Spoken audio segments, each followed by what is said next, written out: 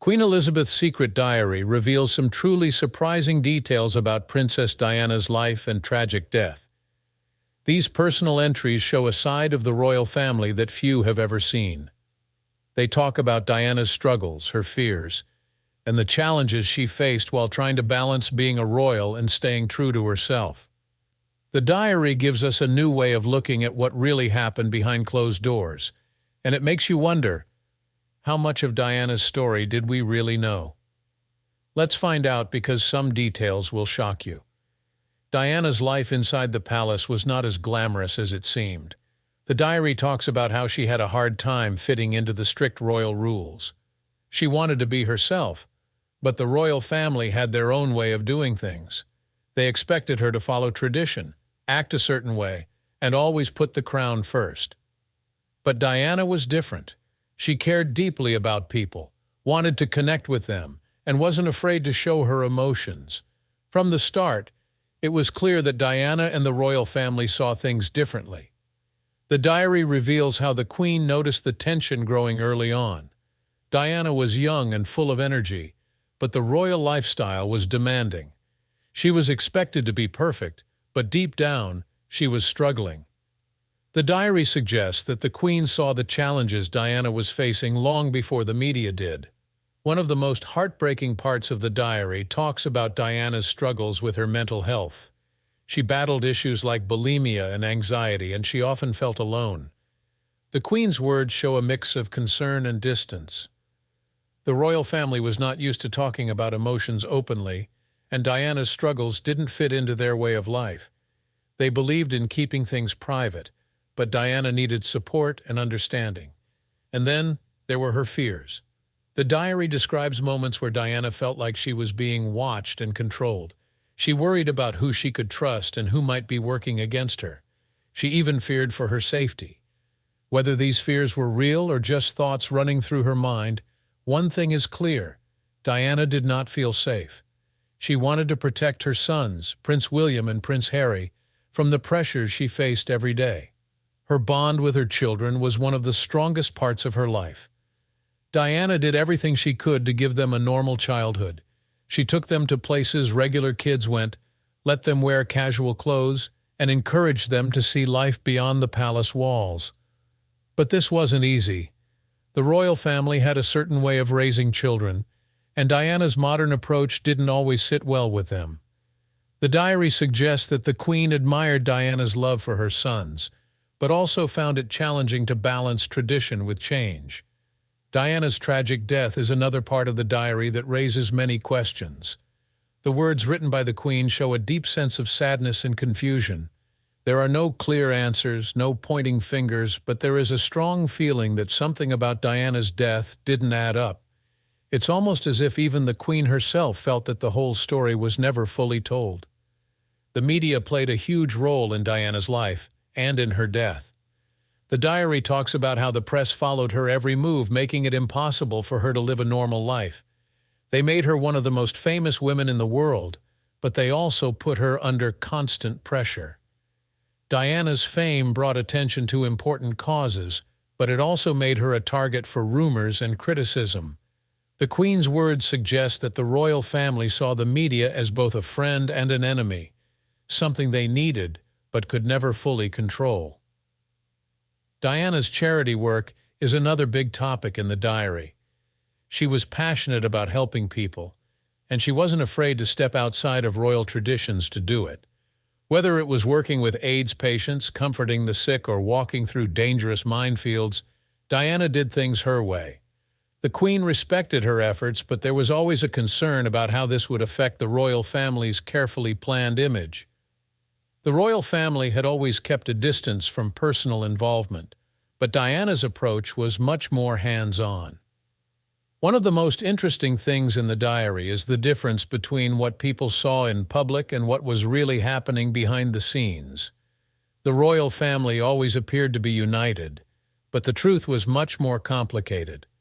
Diana brought something fresh and modern to the monarchy, but not everyone was ready for change. The Queen's reflections show that she understood Diana's impact, but at times it was hard to accept. Towards the later entries, The Queen writes about Diana's lasting influence. It's clear that over time she realized how much Diana changed the way people viewed the royal family. Diana's kindness, honesty, and openness made people feel connected to her in a way they never had with other royals. The Queen seems to acknowledge that Diana's approach was something the monarchy needed, even if it came with challenges. The diary also talks about how Diana refused to just sit quietly and do what was expected of her. She wanted to use her voice and her position to make a real difference. She spoke out about issues that mattered, from mental health to social injustices, and she wasn't afraid to break the rules to do it. But this made things difficult within the royal household. Some saw her as a breath of fresh air, while others felt she was disrupting long-held traditions. Reading through these diary entries, you get the sense that the Queen had mixed feelings about Diana. There was admiration, but also frustration. There was love, but also a sense of duty that often came first. It's clear that Diana's life wasn't easy, and her efforts to bring change weren't always welcomed. The Queen's words about Diana's final days are especially emotional. There's a feeling of loss, of things left unsaid, and of regrets that can never be fixed. The diary suggests that Diana's death left a hole that could never be filled, not just in her sons' lives, but in the royal family as a whole. As you go through these hidden pages, it's hard not to wonder, how different could things have been if Diana had been given more support? Could she have found the happiness she was looking for? The diary doesn't answer these questions, but it makes you think about her struggles behind the palace doors. One of the most heartbreaking parts of the diary focuses on Diana's battle with mental health. The Queen's words show both concern and a sense of helplessness. Diana didn't hide her struggles. She spoke openly about her feelings of depression and her battle with an eating disorder. This was something the royal family wasn't used to dealing with. Talking about mental health was rare in high society, and Diana's honesty made people uncomfortable. At the time, issues like bulimia and anxiety were often swept under the rug, especially within the royal circles. Diana's openness forced the monarchy to face these problems, even though they weren't ready for it. The diary suggests that there was a lot of resistance to addressing these issues, and it wasn't easy for Diana to find the support she needed. She wanted understanding, but instead, she often felt judged or misunderstood. The diary also gives insight into the complicated relationships within the royal family. There were many unspoken rules, and expectations were high. Diana was seen as an outsider, someone who didn't fit the mold. Her warmth and kindness made people love her, but it also created tension behind the scenes. Some members of the family admired her while others saw her as a problem. According to the Queen's writings, Diana's unique approach to royal life was both inspiring and frustrating for those around her. One of the most striking entries talks about Diana's dreams of leaving royal life behind. She wanted a fresh start, a chance to raise her boys in a more relaxed and loving environment. The diary hints that Diana considered moving abroad, hoping to give her sons a sense of freedom away from royal duties. But this idea was met with doubt and concern within the palace. Leaving wasn't as simple as it seemed. There were responsibilities, expectations, and a deep connection to the crown that couldn't be easily broken. Even after Diana's tragic passing, the diary reveals how the royal family struggled to deal with the overwhelming public response. The outpouring of grief shocked them. People around the world mourned Diana like she was family. The Queen's writings show that this reaction forced the monarchy to rethink how they connected with the public. They realized they couldn't ignore emotions anymore. Diana had set a new standard, and people expected more from them. The diary also touches on Diana's relationships outside the palace walls. The Queen's perspective offers a different view of Diana's personal life, especially her romantic relationships. They were often a source of happiness for Diana, but they also brought more media attention and scrutiny. Every move she made was watched, and every relationship was analyzed. The diary suggests that Diana longed for genuine love and connection, but struggled to find it under the constant public spotlight. Throughout the diary, it becomes clear that Diana's insistence on being real and open clashed with the royal family's need for control and tradition. She wanted to show the world who she truly was, but the monarchy preferred a more polished, distant image. This difference in approach created constant tension, and the diary reflects the challenges of balancing authenticity with duty.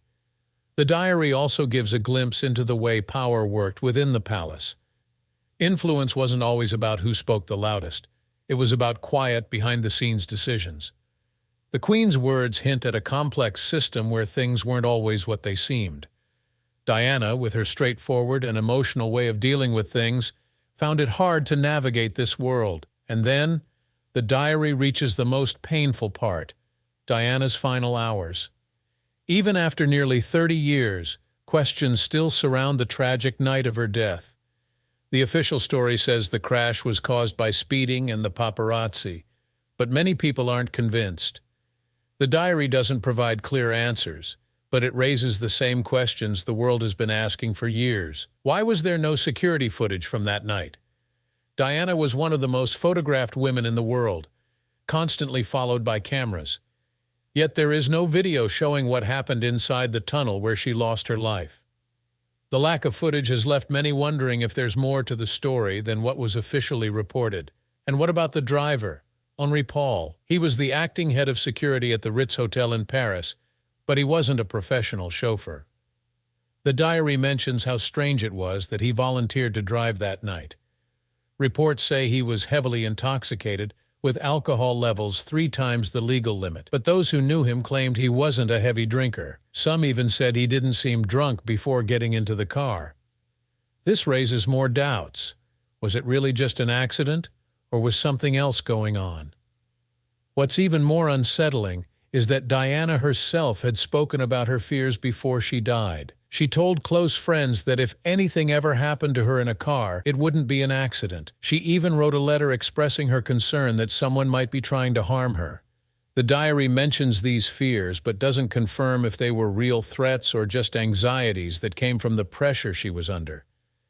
Diana's relationship with Prince Charles is also highlighted in the diary. Their marriage, which many thought was a fairy tale, was filled with pain and disappointment. Charles's longtime relationship with Camilla Parker Bowles made things even harder for Diana. She felt lonely and unloved, and it took a toll on her mental health. The media's constant focus on their troubled marriage only made things worse. By 1992, they had separated, and their divorce was finalized in 1996. For Diana, it was a chance to finally live life on her own terms. But that freedom came with new challenges.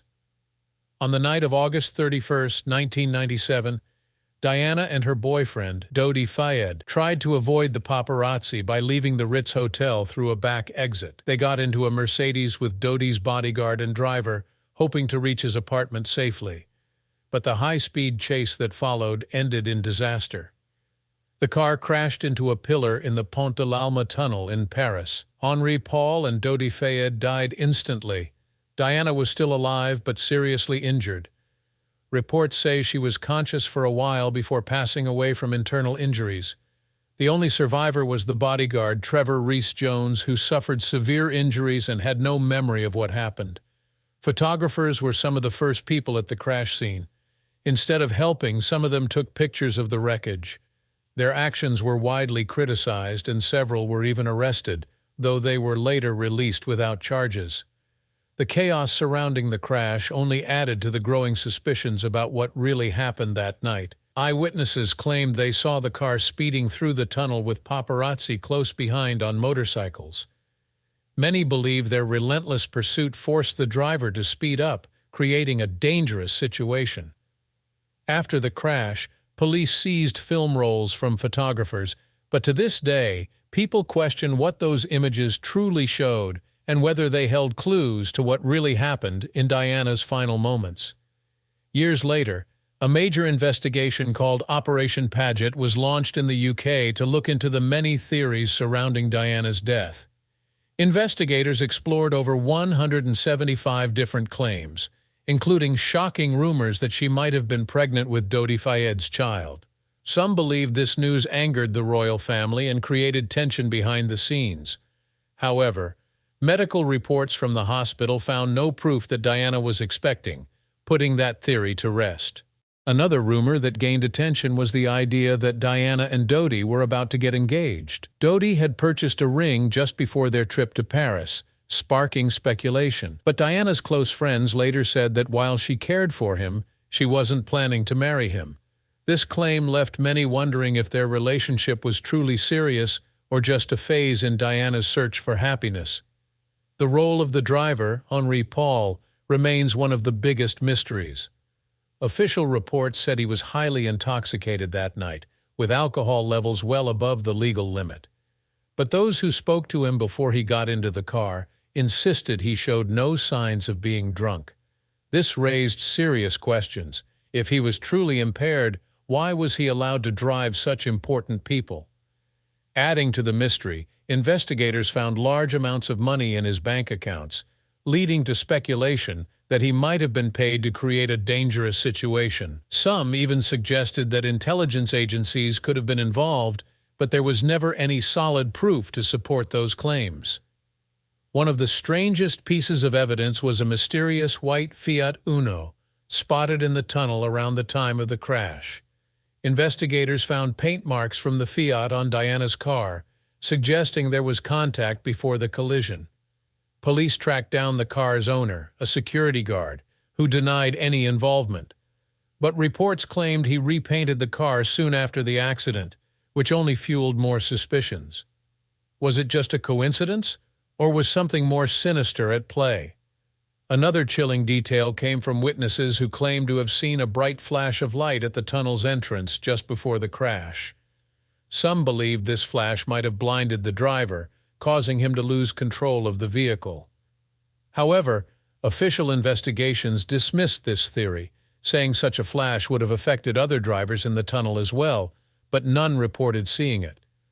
Perhaps the most unsettling part of Diana's story is that she had predicted her own death. She had told close friends that if anything happened to her in a car crash, it would not be an accident. She even wrote a note in which she expressed fears that someone might try to tamper with her vehicle's brakes. In her note, she mentioned concerns about Prince Charles and believed that forces within the palace might want to silence her. Some brushed off her fears as paranoia, but when she died in a car crash just as she had feared, people couldn't ignore the eerie similarities. Adding to the confusion, none of the 14 security cameras along the route leading to the tunnel were recording that night. The lack of footage has remained one of the biggest mysteries. For a woman who was constantly in the public eye, it seemed unbelievable that there was no video evidence of her final moments. This missing footage has led many to believe that something was being hidden. Diana's concerns about being spied on were also well known. She often requested security checks of her home, fearing that she was being watched. Once, an unusual signal was detected near her bedroom, but it disappeared the next day. This made her even more convinced that her every move was being monitored. Even the decisions made by the first responders that night have raised questions. Instead of taking Diana to the nearest hospital, they drove her to a different facility, citing the need for specialized care.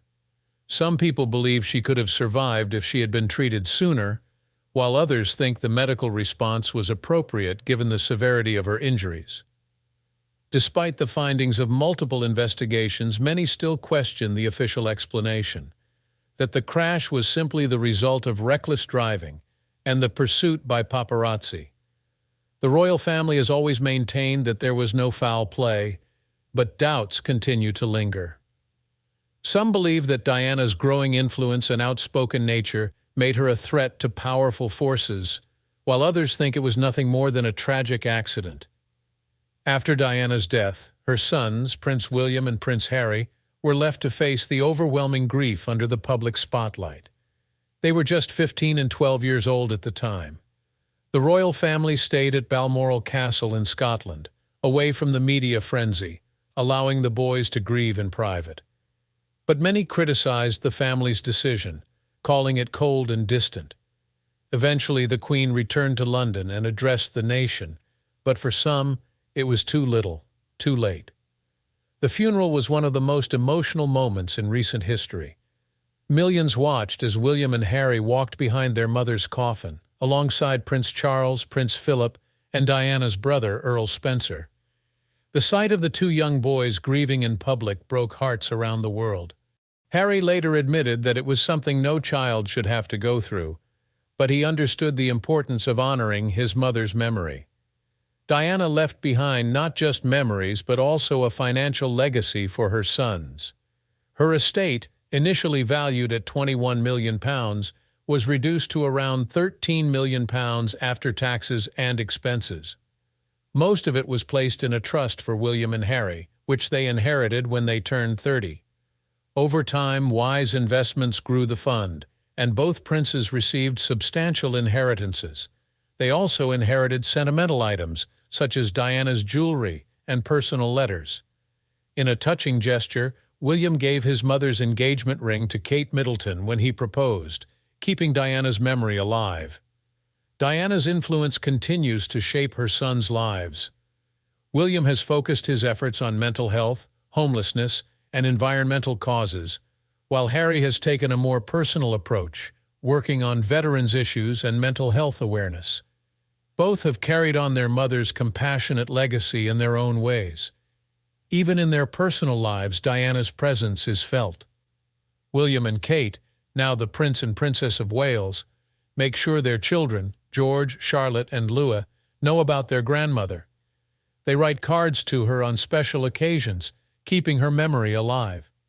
Harry and Meghan, the Duke and Duchess of Sussex, also honored Diana by naming their daughter Lilibet Diana, a tribute to both the Queen and their late mother. Through their work and their families, Diana's legacy lives on. Her kindness, courage, and compassion continue to inspire people all over the world. Was Diana's legacy a gift or a burden for her family? Let us know what you think in the comments below. Like, subscribe, and turn on notifications to stay updated with more thought-provoking content.